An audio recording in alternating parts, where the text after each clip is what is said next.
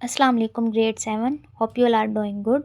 हम पढ़े थे चैप्टर नंबर 1 प्लांट सिस्टम, जिसमें हमने लास्ट टाइम देखा था ट्रांसपायरेशन के बारे में। ठीक है, ट्रांसपायरेशन स्ट्रीम के बारे में देखा था और ये ट्रांसपायरेशन का प्रोसेस हो कैसे रहा था वो हमने सारा देखा था।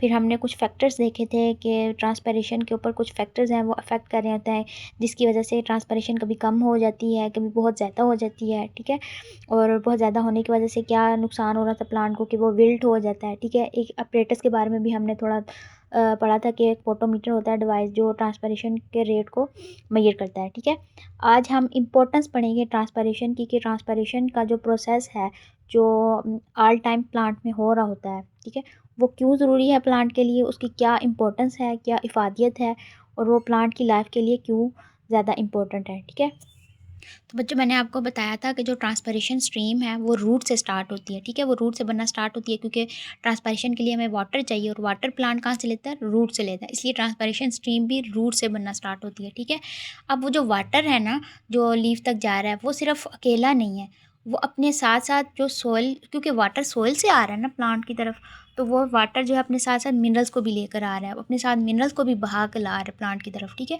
और वाटर जो है वो ना सिर्फ उनको लेकर आ रहा है प्लांट की तरफ सोइल से, बल्कि उनको एब्जर्व भी करवा रहा है। ठीक है, अपने साथ पूरी प्लांट बॉडी में लेकर जा रहा है। जो वाटर हमें ट्रांसपिरेशन के थ्रू चाहिए सोइल से प्लांट को चाहिए, वो अपने साथ साथ मिनरल्स को भी लेकर आता है। इस तरह जो मिनरल्स हैं ना जो प्लांट्स के लिए बहुत ज़रूरी हैं, जैसे हमारे लिए फूड ज़रूरी है, इसी तरह जो लीव्स हैं या जो होल प्लांट बॉडी है उसके लिए मिनरल्स ज़रूरी होती हैं। ठीक है, तो इस तरह ये जो वाटर है ट्रांसपिरेशन स्टीम के थ्रू जो आ रहा है वो अपने साथ साथ मिनरल्स भी लेकर आ रहा है जो जिससे प्लांट की लाइफ मेंटेन है। तो ये एक इम्पोर्टेंस है ट्रांसपिरेशन की। ठीक है, नेक्स्ट जो इम्पोर्टेंस है या इफादियत है ट्रांसपिरेशन की वो है, इससे जो सेल है ना वो फिर्म रहते हैं, टर्जिड रहते हैं। ठीक है, जो प्लांट के सेल्स होते हैं ना उनमें मैंने आपको बताया, उनमें आपको पता होगा जो आपने 5 या 6 क्लास में पढ़ा होगा कि जो प्लांट के सेल्स हैं ना उनमें वैक्यूल्स होते हैं। ठीक है, बड़े बड़े वैक्यूल्स होते हैं।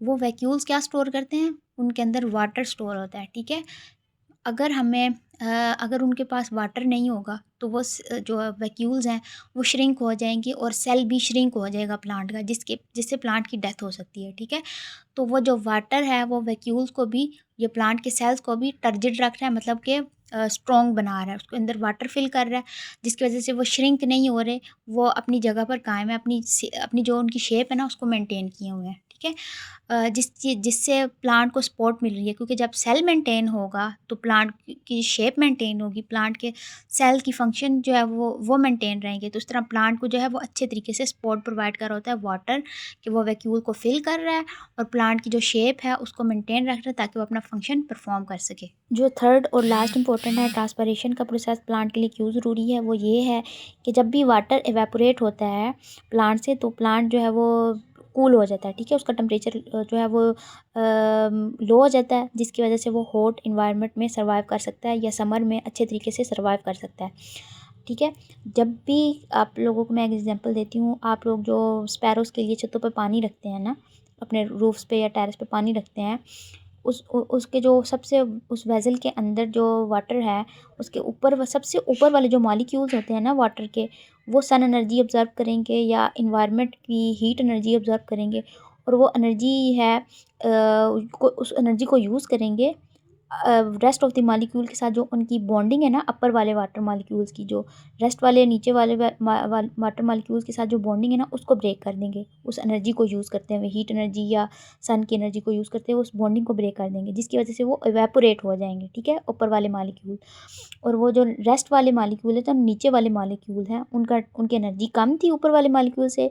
ठीक है, और उनका टेम्परेचर भी लो हो जाएगा, जिसकी वजह से उनमें जो है वो कूलनेस आ जाएगी, वो पानी ठंडा हो जाएगा थोड़ा बहुत। ठीक है, इसी तरह जो प्लांट के ऊपर वाटर या प्लांट के लीव्स के ऊपर वाटर प्रेजेंट है ना, वो भी इनफ एनर्जी गेन करता है, सन एनर्जी या हीट एनर्जी इन्वायरमेंट की, और वो इवेपोरेट होता है, जिसकी वजह से नीचे वाले जो वाटर मालिक्यूल्स हैं लीफ के अंदर उनका टेम्परेचर लो हो जाता है और प्लांट जो है वो कूल हो जाता है। इस तरह प्लांट समर में या हॉट वेदर में अच्छे तरीके से सर्वाइव कर सकता है। तो ट्रांसपिरेशन प्लांट को की लाइफ को सस्टेन रखने के लिए ज़रूरी है कि वो हॉट इन्वायरमेंट में या समर में जो है वो उसकी लाइफ मेंटेन रहे।